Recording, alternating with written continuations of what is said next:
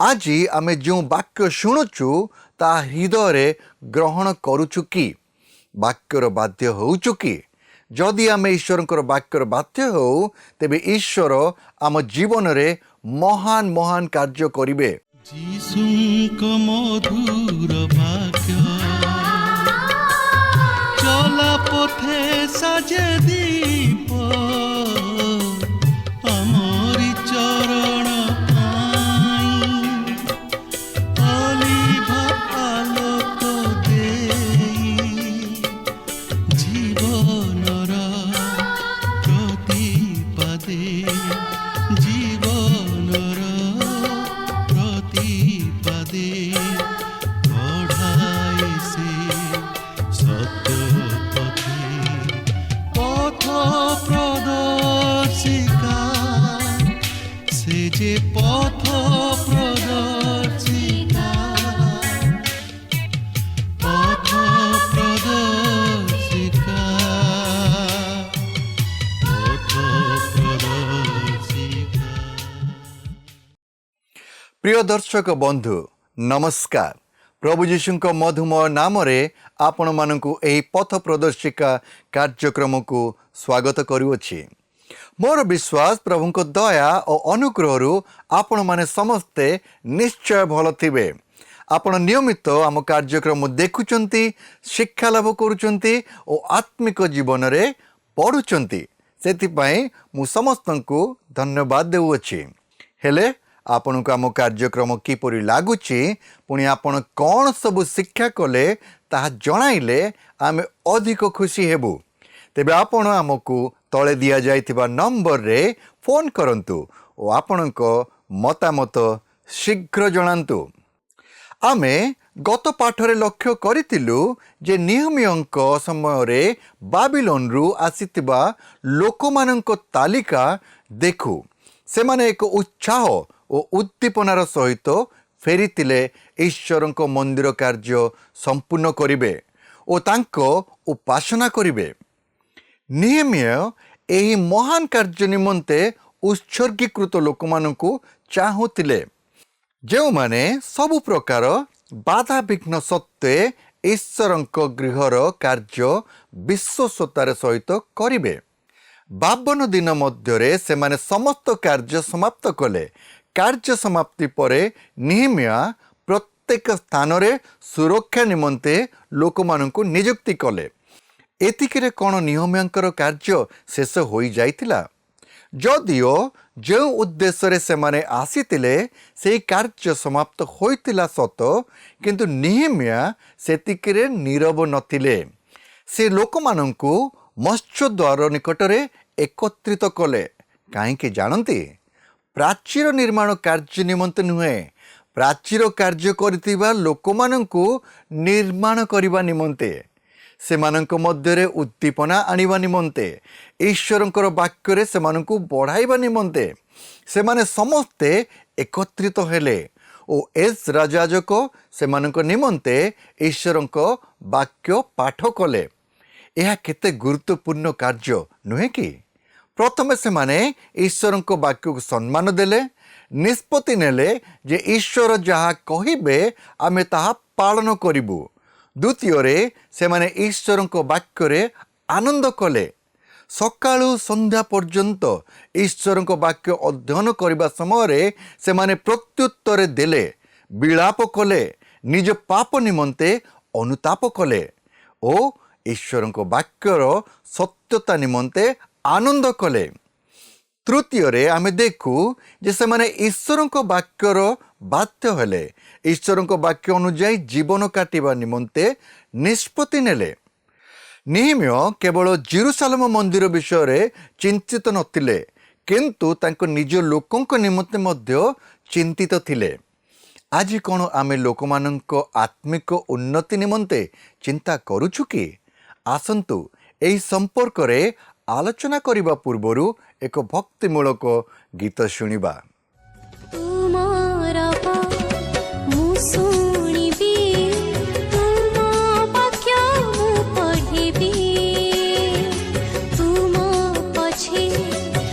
चालिबी तुम विधि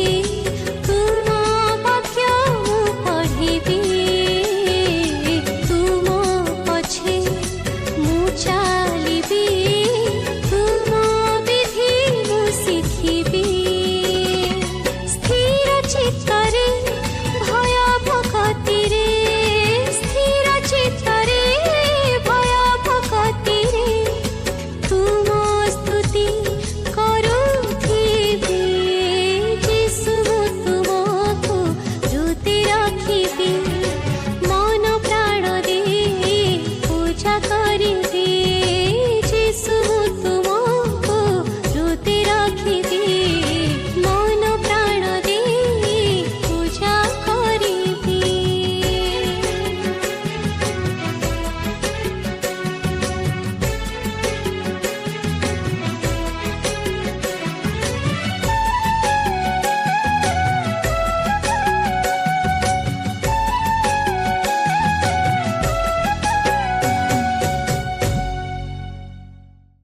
ଆଜି ଆମେ ପବିତ୍ର ବାଇବେଲ ମଧ୍ୟରୁ ସେହି ନିହମିଆ ପୁସ୍ତକ ତହିଁର 8 ପର୍ବଟିକୁ ଅଧ୍ୟୟନ କରିବାକୁ ଯିବା। ଏହି ପର୍ବର ମୁଖ୍ୟ ପ୍ରସଙ୍ଗ ହେଉଛି ଏଜ୍ରାଙ୍କ ଦ୍ୱାରା ଈଶ୍ୱରଙ୍କ ବାକ୍ୟ ଅଧ୍ୟୟନ। ଏଠାରେ ମୁଁ ଆପଣଙ୍କୁ ସ୍ମରଣ କରାଇଦିଏ ଯେ ଗତ ପାଠରେ ଆମେ ଦେଖିଥିଲୁ ନିହମିଆ ସେହି ନଗରକୁ ସୁରକ୍ଷା କରିବା ନିମନ୍ତେ ସମସ୍ତ ପ୍ରକାରର ଆୟୋଜନ କରିସାରିବା ପରେ ସେ ଗାୟକମାନଙ୍କୁ ନିଯୁକ୍ତ କଲେ, ଯେପରି ସମଗ୍ର ଜେରୁସାଲେମ ନଗରୀ ସଦାପ୍ରଭୁଙ୍କର ଆନନ୍ଦରେ ଓ ପ୍ରଶଂସାରେ ପରିପୂର୍ଣ୍ଣ ହୁଏ। ମାତ୍ର କେବଳ ସେତିକିରେ ନିହମିଆ ସନ୍ତୁଷ୍ଟ ହୋଇ ରହିଗଲେ ନାହିଁ। ଏହାପରେ ସେ ଈଶ୍ୱରଙ୍କ ବାକ୍ୟ ଅଧ୍ୟୟନର ଏକ କାର୍ଯ୍ୟକ୍ରମ ଆରମ୍ଭ କଲେ, ଯାହାକି ଆତ୍ମିକ ଜାଗରଣ ଆଣିବାରେ ବିଶେଷ ଆବଶ୍ୟକ ଥିଲା। ଦେଖନ୍ତୁ 8 ପର୍ବର ପ୍ରଥମ ପଦରେ ଏହିପରି ଲେଖା ଅଛି, ପୁଣି ସମସ୍ତ ଲୋକ ଏକ ବ୍ୟକ୍ତି ତୁଲ୍ୟ ଜଳଦ୍ୱାର ସମ୍ମୁଖସ୍ଥ ଛକରେ ଏକତ୍ରିତ ହେଲେ। ଆଉ ସଦାପ୍ରଭୁ ଇସ୍ରାଏଲକୁ ମୋଶାଙ୍କର ଯେଉଁ ବ୍ୟବସ୍ଥା ପୁସ୍ତକ ଆଜ୍ଞା କରିଥିଲେ ତାହା ଆଣିବା ପାଇଁ ସେମାନେ ଏଜ୍ରା ଅଧ୍ୟାପକକୁ କହିଲେ। ଦେଖନ୍ତୁ, ମୋଶାଙ୍କର ସେହି ବ୍ୟବସ୍ଥା ପୁସ୍ତକକୁ ଆଣିବା ନିମନ୍ତେ ଏଜ୍ରା ଅଧ୍ୟାପକଙ୍କୁ କୁହାଗଲା। ଆଉ ବର୍ତ୍ତମାନ ଏକ ବାଇବଲ ଅଧ୍ୟୟନର କାର୍ଯ୍ୟକ୍ରମ ଆରମ୍ଭ ହେବାକୁ ଯାଉଅଛି। 2 ପଦରେ ଦେଖନ୍ତୁ, ତାର 7ମ ମାସର ପ୍ରଥମ ଦିନରେ ଏଜ୍ରା ଯାଜକ ପୁରୁଷ ଓ ସ୍ତ୍ରୀ ଆଦି ଯେତେ ଲୋକ ଶୁଣି ବୁଝିପାରନ୍ତି ସେ ସମସ୍ତ ସମାଜ ସାକ୍ଷାତକୁ ସେହି ବ୍ୟବସ୍ଥା ପୁସ୍ତକ ଆଣିଲା। ଲକ୍ଷ୍ୟ କରନ୍ତୁ, କେବଳ ଯେଉଁମାନେ ଶୁଣି ବୁଝିପାରନ୍ତି ଏହିପରି ଲୋକମାନେ ଏକତ୍ରିତ ହେଲେ, ଯେପରି ଯାହା କିଛି ଅଧ୍ୟୟନ କରାଯିବ ତାହା ଯେପରି ସେମାନେ ଭଲ ଭାବେ ବୁଝିବା ନିମନ୍ତେ ସମର୍ଥ ହୋଇପାରନ୍ତି। ତେଣୁକରି ଏଥିନିମନ୍ତେ ଏକ ଉପଯୁକ୍ତ ବ୍ୟବସ୍ଥା ଆୟୋଜନ କରାଯାଇଥିଲା। କାରଣ କେବଳ ବାକ୍ୟ ଅଧ୍ୟୟନ କରିଦେଲେ ବା ଶୁଣିଦେଲେ ଯଥେଷ୍ଟ ନୁହେଁ, ମାତ୍ର ତାହାକୁ ବୁଝିବା ଓ ଗ୍ରହଣ କରିବା ହେଉଛି ସବୁଠାରୁ ଗୁରୁତ୍ୱପୂର୍ଣ୍ଣ ବିଷୟ। 8 ପର୍ବର 3 ପଦରେ ଲେଖା ଅଛି, ତହୁଁ ସେ ଜଳଦ୍ୱାର ସମ୍ମୁଖସ୍ଥ ଛକରେ ପୁରୁଷ ଓ ସ୍ତ୍ରୀ ଆଦି ଯେତେ ଲୋକ ବୁଝିପାରନ୍ତି ସେ ସମସ୍ତଙ୍କ ସାକ୍ଷାତରେ ପ୍ରଭାତରୁ ମଧ୍ୟାହ୍ନ ପର୍ଯ୍ୟନ୍ତ ସେହି ପୁସ୍ତକରୁ ପାଠ କଲା। ଆଉ ସମସ୍ତ ଲୋକଙ୍କର କର୍ଣ୍ଣ ସେହି ବ୍ୟବସ୍ଥା ପୁସ୍ତକ ପ୍ରତି ନିବିଷ୍ଟ ରହିଲା। ଏହା ଅତି ଚମତ୍କାର ବିଷୟ। ସେମାନେ ପ୍ରଭାତରୁ ମଧ୍ୟାହ୍ନ ପର୍ଯ୍ୟନ୍ତ ଈଶ୍ୱରଙ୍କ ବାକ୍ୟ ଅଧ୍ୟୟନରେ ମନୋନିବେଶ କଲେ। ଈଶ୍ୱରଙ୍କ ବାକ୍ୟ ପ୍ରତି ସେମାନଙ୍କର କର୍ଣ୍ଣ ନିବିଷ୍ଟ ହୋଇ ରହିଲା। କିନ୍ତୁ ବର୍ତ୍ତମାନ ଏପରି ଉପାସକ ମଣ୍ଡଳୀକୁ ପାଇବା ବଡ଼ କଷ୍ଟକର। ଅତି ବେଶୀରେ 45 ମିନିଟ୍ ପର୍ଯ୍ୟନ୍ତ ସେମାନେ ସମୟ ଦେଇପାରିବେ, ମାତ୍ର ତାହା ମଧ୍ୟ ସେମାନଙ୍କ ନିମନ୍ତେ ବଡ଼ କଷ୍ଟକର। ସେମାନେ ବ୍ୟସ୍ତତା ଅନୁଭବ କରନ୍ତି ଓ ସେମାନଙ୍କ ମଧ୍ୟରେ ଅସ୍ଥିରତା ଦେଖାଯାଏ। କିନ୍ତୁ ଏହି ଇସ୍ରାଏଲୀୟମାନେ ପ୍ରାତଃକାଳରୁ ମଧ୍ୟାହ୍ନ ସମୟ ପର୍ଯ୍ୟନ୍ତ ଈଶ୍ୱରଙ୍କ ବାକ୍ୟ ପ୍ରତି ଆଗ୍ରହ ପ୍ରକାଶ କରି ତହିଁରେ ନିବିଷ୍ଟ ରହିଲେ। ହୋଇପାରେ ସେମାନେ 12 ଘଣ୍ଟା ପର୍ଯ୍ୟନ୍ତ ଈଶ୍ୱରଙ୍କ ବାକ୍ୟ ଅଧ୍ୟୟନରେ ଓ ଶ୍ରବଣରେ ସମୟ ଅତିବାହିତ କଲେ। ଏହା ସେମାନଙ୍କ ନିମନ୍ତେ ଏକ ନୂଆ ଅନୁଭୂତି ଥିଲା, କାରଣ ସେମାନେ 70 ବର୍ଷ କାଳ ନିର୍ବାସିତ ହୋଇ ରହିଥିଲେ ଓ ଏଥିପୂର୍ବରୁ ସେମାନେ ଈଶ୍ୱରଙ୍କ ବାକ୍ୟ ବିଷୟରେ କିଛି ଶୁଣିନଥିଲେ। ତେଣୁକରି ସେମାନେ ଅତି ଆଗ୍ରହ ଓ ଉତ୍କଣ୍ଠାର ସହିତ ଈଶ୍ୱରଙ୍କ ବାକ୍ୟ ଶୁଣିବାକୁ ଲାଗିଲେ। ପ୍ରିୟ ବନ୍ଧୁ, ଈଶ୍ୱରଙ୍କ ବାକ୍ୟ ଅଧ୍ୟୟନରେ ସମୟ ଅତିବାହିତ କରିବା ଓ ତାହା ଶୁଣିବା ହେଉଛି ସବୁଠାରୁ ଗୁରୁତ୍ୱପୂର୍ଣ୍ଣ ବିଷୟ। ତାହା ନହେଲେ ଆତ୍ମିକ ଜାଗରଣ ଦେଖାଦେବା ଅସମ୍ଭବ। ଯେଉଁମାନେ ଈଶ୍ୱରଙ୍କ ବାକ୍ୟ ଅଧ୍ୟୟନରେ ଅଧିକରୁ ଅଧିକ ସମୟ ଦିଅନ୍ତି ସେମାନେ ଆତ୍ମିକ ଜୀବନରେ ମଧ୍ୟ ଅଧିକରୁ ଅଧିକ ବର୍ଦ୍ଧିଷ୍ଣୁ ହୁଅନ୍ତି। 8 ପର୍ବର 4 ପଦରେ ଲେଖା ଅଛି, ଆଉ ଏଜ୍ରା ଅଧ୍ୟାପକ ସେହି କାର୍ଯ୍ୟ ନିମନ୍ତେ ନିର୍ମିତ କାଷ୍ଠମୟ ମଞ୍ଚା ଉପରେ ଠିଆ ହେଲା। ଆଉ ଦକ୍ଷିଣ ପାର୍ଶ୍ୱରେ ତାହା ନିକଟରେ ମତ୍ତଥୀୟ ଓ ସେମା ଓ ଅନାୟ ଓ ଉରିୟ ଓ ହିଲ୍କିୟ ଓ ମାସେୟ ଠିଆ ହେଲେ। ପୁଣି ତାହାର ବାମ ପାର୍ଶ୍ୱରେ ପଦାୟ ଓ ମିସାଏଲ ଓ ମଲ୍କିୟ ଓ ହସୁମ୍ ଓ ହସବଦାନା, ଜିଖରିୟ ଓ ମସୁଲମ ଠିଆ ହେଲେ। ଏ ଦେଖନ୍ତୁ, ଏଜ୍ରାଙ୍କ ସହିତ ଏହି 13 ଜଣ ଛିଡ଼ା ହେଲେ। ଏହାପରେ 5 ପଦରେ ଲେଖା ଅଛି, ଏଉତାରେ ଏଜ୍ରା ସମସ୍ତ ଲୋକଙ୍କ ଦୃଷ୍ଟିରେ ସେହି ପୁସ୍ତକ ଫିଟାଇଲା, କାରଣ ସେ ସମସ୍ତ ଲୋକଙ୍କ ଊର୍ଦ୍ଧ୍ୱରେ ଠିଆ ହୋଇଥିଲା। ପୁଣି ସେ ପୁସ୍ତକ ଫିଟାନ୍ତେ ସମସ୍ତ ଲୋକ ଠିଆ ହେଲେ। ଯେତେବେଳେ ଏଜ୍ରା ଈଶ୍ୱରଙ୍କ ବାକ୍ୟ ଫିଟାଇଲେ ସେତେବେଳେ ସମସ୍ତ ଲୋକ ଠିଆ ହେଲେ ଓ ସେମାନେ ସେହିପରି ଅଧ୍ୟୟନ ସମାପ୍ତ ହେବା ପର୍ଯ୍ୟନ୍ତ ଛିଡ଼ା ହୋଇ ରହିଲେ। ଯେତେବେଳେ ସେମାନେ ପ୍ରାତଃକାଳରୁ ମଧ୍ୟାହ୍ନ ପର୍ଯ୍ୟନ୍ତ ଈଶ୍ୱରଙ୍କ ବାକ୍ୟ ଶୁଣିଥିଲେ ସେମାନେ କୌଣସି ଆରାମଦାୟକ ଚୌକି ବା ବେଞ୍ଚରେ ବସି ଶୁଣୁନଥିଲେ। ସେମାନଙ୍କ ନିମନ୍ତେ ସେପରି କୌଣସି ଆସନ ଦିଆଯାଇନଥିଲା। ଏଥିରୁ ଆପଣ ଅନୁମାନ କରିପାରୁଥିବେ ଯେ ଈଶ୍ୱରଙ୍କ ବାକ୍ୟ ପ୍ରତି ସେମାନଙ୍କ ମନରେ କେତେ ଦୂର ଆଗ୍ରହ ତଥା ଉତ୍କଣ୍ଠା ଜାତ ହୋଇଥିଲା। ତେବେ ଆମେ ଦେଖିବାକୁ ପାରିବା ଯେ ପ୍ରଥମେ ସେହି ବାକ୍ୟ ଅଧ୍ୟୟନ ସମୟରେ ସେମାନେ ଈଶ୍ୱରଙ୍କର ପ୍ରଶଂସା କଲେ। 8 ପର୍ବର 6 ପଦରେ ଲେଖା ଅଛି, ତହୁଁ ଏଜ୍ରା ମହାନ ପରମେଶ୍ୱର ସଦାପ୍ରଭୁଙ୍କର ଧନ୍ୟବାଦ କଲା। ପୁଣି ସମସ୍ତ ଲୋକ ଆପଣା ଆପଣା ହସ୍ତ ଉଠାଇ ଆମେନ୍ ଆମେନ୍ ବୋଲି ଉତ୍ତର କଲେ। ଆଉ ସେମାନେ ଆପଣା ଆପଣା ମସ୍ତକ ନତ କରି ସଦାପ୍ରଭୁଙ୍କୁ ଭୂମିଷ୍ଠ ପ୍ରଣାମ କଲେ। ଏହାର ଅର୍ଥ ହେଉଛି ସେମାନେ ପ୍ରତ୍ୟେକ ନିଜ ନିଜର ମସ୍ତକର ଅର୍ଦ୍ଧ କପାଳକୁ ଭୂମିରେ ସ୍ପର୍ଶ କଲେ, କାରଣ ସେହିପରି ଭାବେ ସେମାନେ ସେହି ସମୟରେ ଈଶ୍ୱରଙ୍କର ଉପାସନା କରୁଥିଲେ। ଏମାନଙ୍କ ସହିତ ଏଜ୍ରା ମଧ୍ୟ ସେହି ମହାନ ପରମେଶ୍ୱର ସଦାପ୍ରଭୁଙ୍କର ଧନ୍ୟବାଦ କଲେ।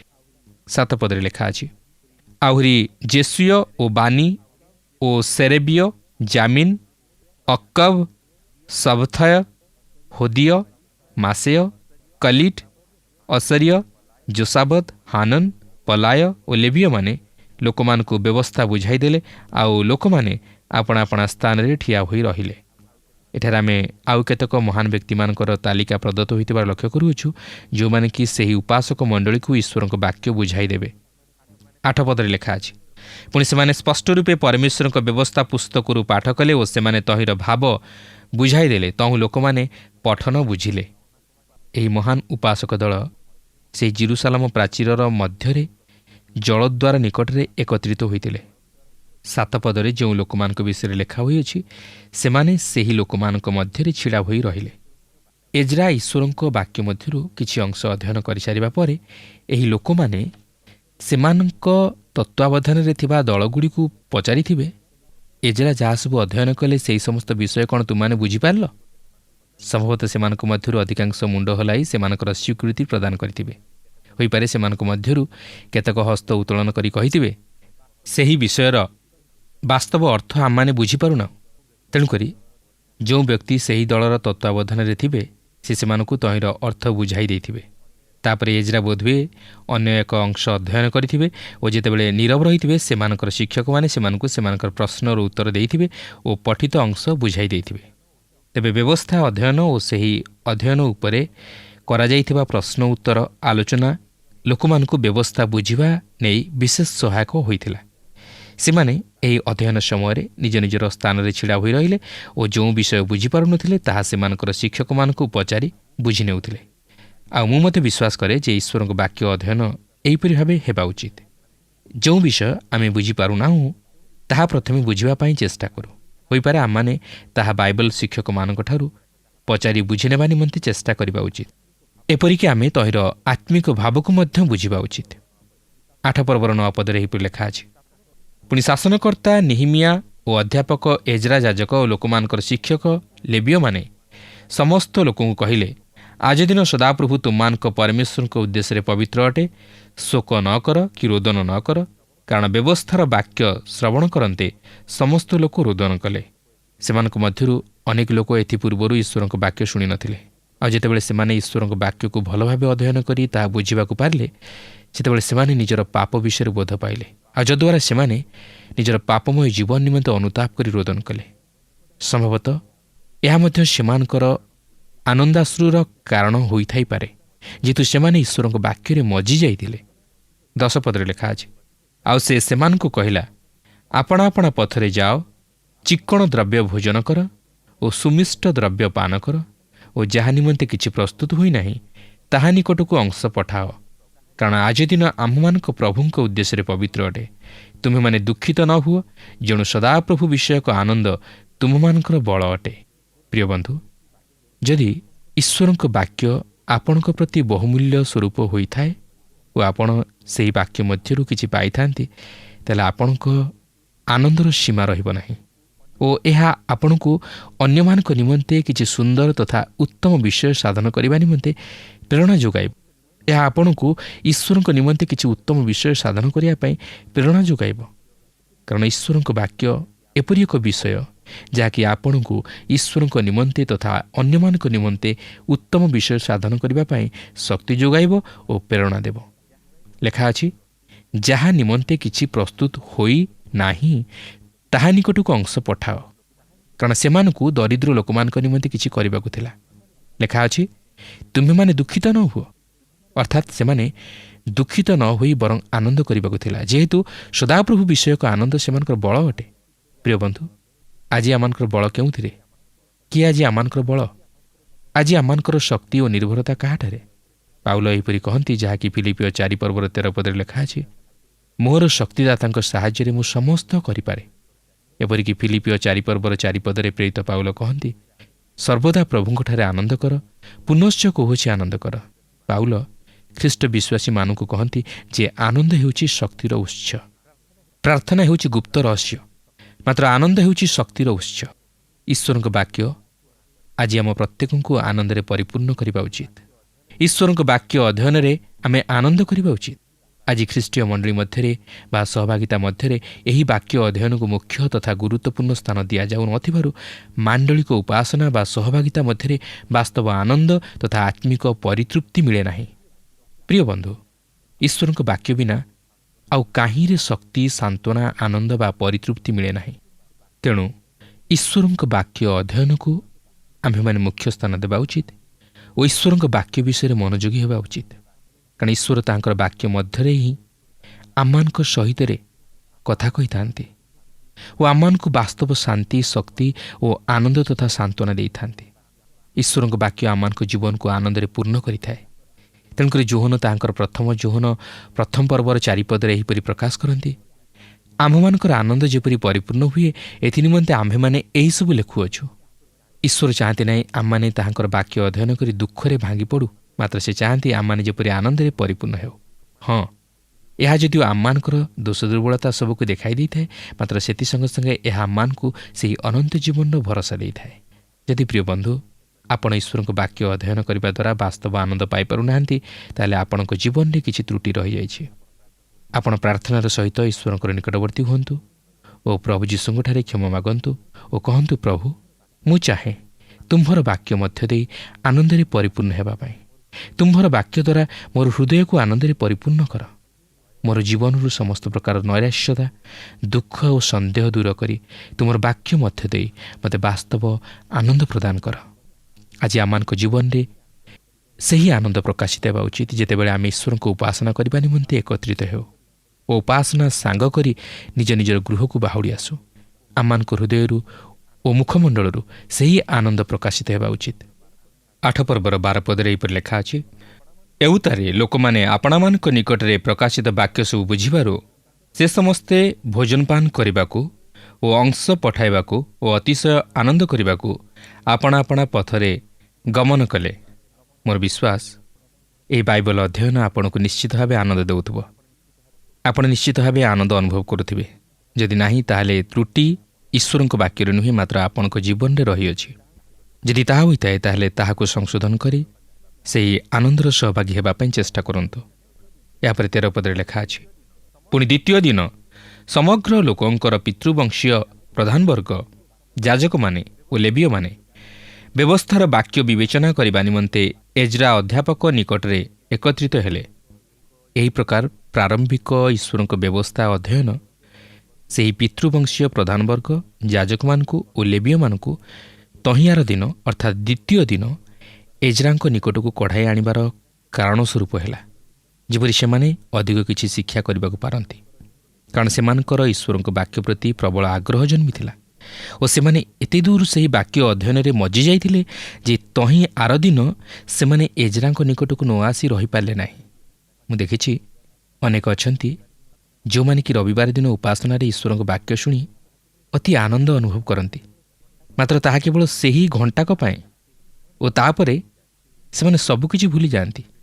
କିନ୍ତୁ ଏଠାରେ ଆମେ ଦେଖୁଛୁ ଯେ ସେମାନେ ଦ୍ୱିତୀୟ ଦିନ ଆସି ଈଶ୍ୱରଙ୍କ ବ୍ୟବସ୍ଥା ବା ତାହାଙ୍କର ବାକ୍ୟ ବିଷୟରେ ଅଧିକ କିଛି ଶିକ୍ଷା କରିବାକୁ ଚାହିଁଥିଲେ, କାରଣ ଈଶ୍ୱରଙ୍କ ବାକ୍ୟ ପ୍ରତି ସେମାନେ ବିଶେଷ ଆକୃଷ୍ଟ ହୋଇଥିଲେ। 8 ପର୍ବର 14-18 ପଦ ମଧ୍ୟରେ ଏହିପରି ଲେଖା ଅଛି, ସେମାନେ ମୂଷାଙ୍କ ଦ୍ୱାରା ଦତ୍ତ ସଦାପ୍ରଭୁଙ୍କର ଏହି ଆଜ୍ଞା ବ୍ୟବସ୍ଥାରେ ଲେଖାଥିବାର ଦେଖିଲେ ଯେ ସପ୍ତମ ମାସର ପର୍ବ ସମୟରେ ଇସ୍ରାଏଲ ସନ୍ତାନଗଣ ପତ୍ର କୁଟୀରରେ ବାସ କରିବେ। ପୁଣି ସେମାନେ ଆପଣାମାନଙ୍କ ସମସ୍ତ ନଗରରେ ଓ ଜେରୁସାଲେମରେ ଏହି କଥା ଘୋଷଣା ଓ ପ୍ରଚାର କରିବେ, ଯଥା ତୁମ୍ଭେମାନେ ଲିଖନାନୁସାରେ ପତ୍ରକୁଟୀର ନିର୍ମାଣ କରିବା ପାଇଁ ପର୍ବତକୁ ଯାଇ ଜିତ ଶାଖା ଓ ବନ୍ୟ ଜିତ ଶାଖା ଓ ମେହେନ୍ଦୀ ଶାଖା ଓ ଖର୍ଜୁର ଶାଖା ଓ ଗହଳିଆ ବୃକ୍ଷର ଶାଖା ଆଣ। ତରେ ଲୋକମାନେ ବାହାରକୁ ଯାଇ ତାହା ସବୁ ଆଣି ଆପଣା ପାଇଁ ପତ୍ରକୁଟୀର ନିର୍ମାଣ କଲେ। ପ୍ରତ୍ୟେକେ ଆପଣା ଆପଣା ଗୃହର ଛାତ ଉପରେ ଓ ପ୍ରାଙ୍ଗଣରେ ଓ ପରମେଶ୍ୱରଙ୍କ ଗୃହର ସକଳ ପ୍ରାଙ୍ଗଣରେ ଓ ଜଳଦ୍ୱାରର ଛକରେ ଓ ଇଫ୍ରାଇମ୍ ଦ୍ୱାରର ଛକରେ ନିର୍ମାଣ କଲେ।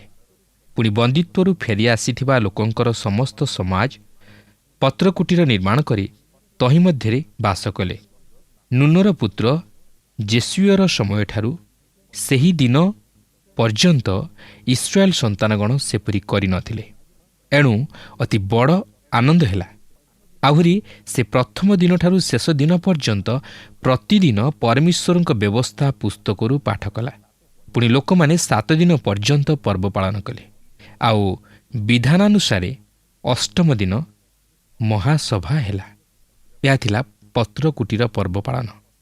ସେହି ପତ୍ରକୁଟୀରରେ ବାସ କରିବା ଇସ୍ରାଏଲ ସନ୍ତାନଗଣର ସେହି ମିଶ୍ର ଦେଶରୁ କିଣାନ ଦେଶକୁ ଯାତ୍ରା କରିବା ସମୟରେ ପଥ ମଧ୍ୟରେ ଈଶ୍ୱରଙ୍କର ସେମାନଙ୍କ ପ୍ରତି ଯେଉଁ ଯତ୍ନ ଓ ସୁରକ୍ଷାର ହସ୍ତ ପ୍ରସାରିତ ହୋଇଥିଲା ତାହା ସେମାନଙ୍କୁ ସ୍ମରଣ କରାଇ ଦେଉଥିଲା। ଏଠାରେ ଏହି ନେହେମିୟାଙ୍କ ସମୟରେ ସେମାନଙ୍କ ନିକଟରେ ସେହିସବୁ ବ୍ୟବସ୍ଥା ଅଧ୍ୟୟନ କରାଯିବା ଦ୍ୱାରା ସେମାନେ ସେହିସବୁ ଜାଣି ତାହା ପାଳନ କରୁଅଛନ୍ତି। ସେମାନେ ଈଶ୍ୱରଙ୍କ ବାକ୍ୟକୁ ଶୁଣିଲେ ଓ ତଦନୁଯାୟୀ ମଧ୍ୟ କାର୍ଯ୍ୟ କଲେ।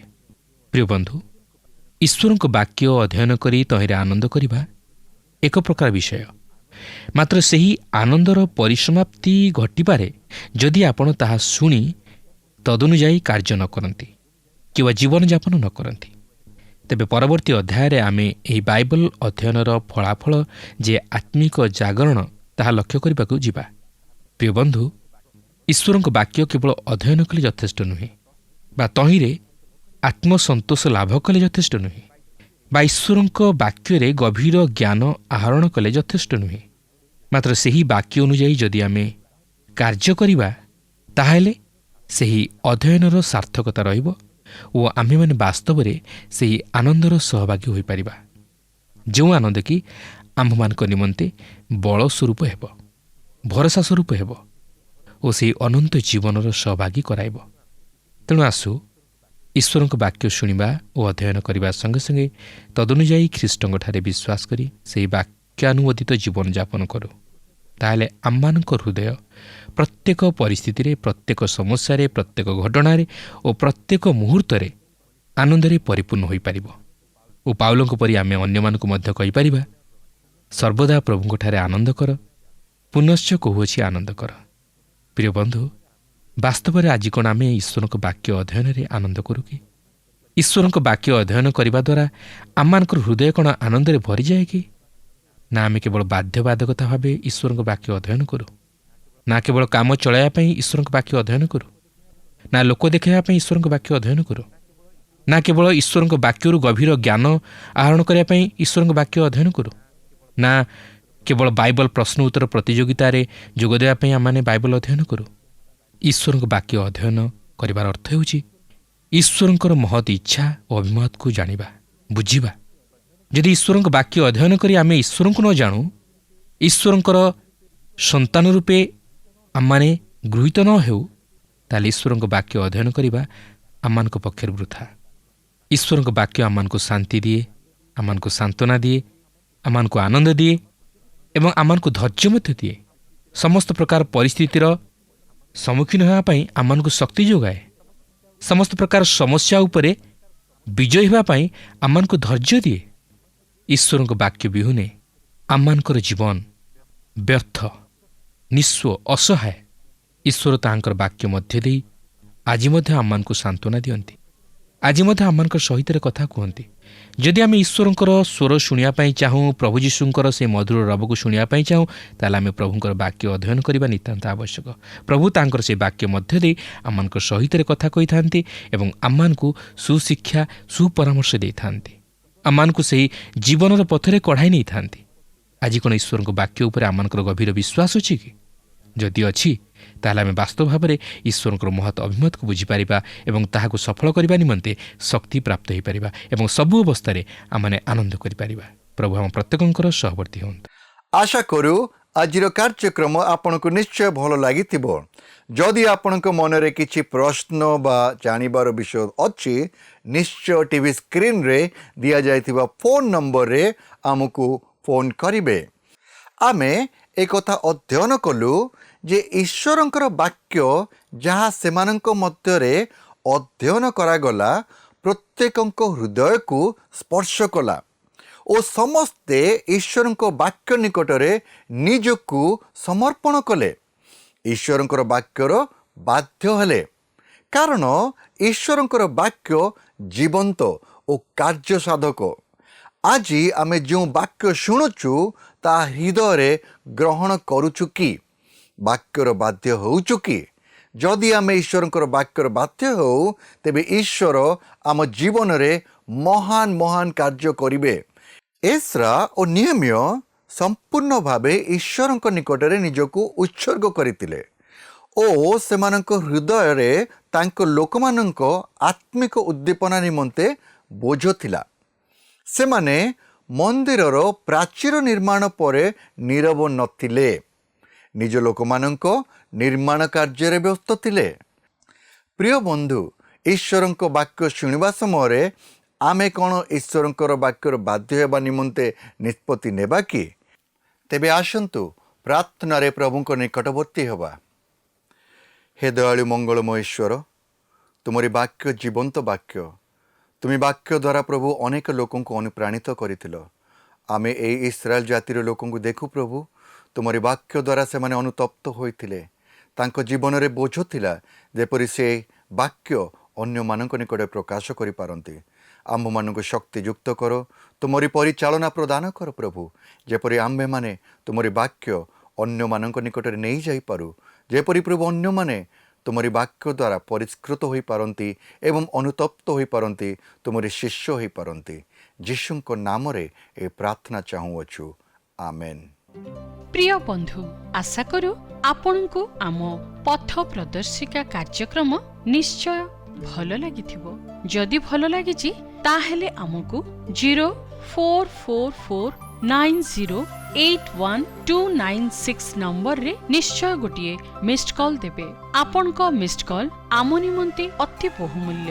মু আনন্দর সহ জনাউছি যে প্রত্যেক মিসড কল দাতাঙ্ক মধ্যরু সপ্তাহ শেষরে যে অধিক মিসড কল দেইথিবে তাঙ্কু মনোনীত কৰাଯିব ও পুরস্কৃত କରାଯିব। ସେହି ଦର୍ଶକ ବନ୍ଧୁଙ୍କ ନାମ ଓ ଫଟୋ ଆମ କାର୍ଯ୍ୟକ୍ରମ ଶେଷରେ ଦେଖାଯିବ। ଗତ ସପ୍ତାହର ବିଜୟ ଦର୍ଶକ ବନ୍ଧୁ ହେଲେ ଢେଙ୍କାନାଳରୁ ସାଲୁ ନାୟକ ଓ ଜାନକୀ ନାୟକ। ପ୍ରାର୍ଥନା ଓ ଅଧିକ ଜାଣିବା ନିମନ୍ତେ ଫୋନରେ ଆମ ସହ ଯୋଗାଯୋଗ କରିପାରିବେ। ଆମ ଟେଲିଫୋନ ନମ୍ବର ହେଲା 9777221415 ଆଉ ଆମ ଠିକଣା ଟିଭି ସ୍କ୍ରିନରେ ଦିଆଯାଇଅଛି। ଧନ୍ୟବାଦ।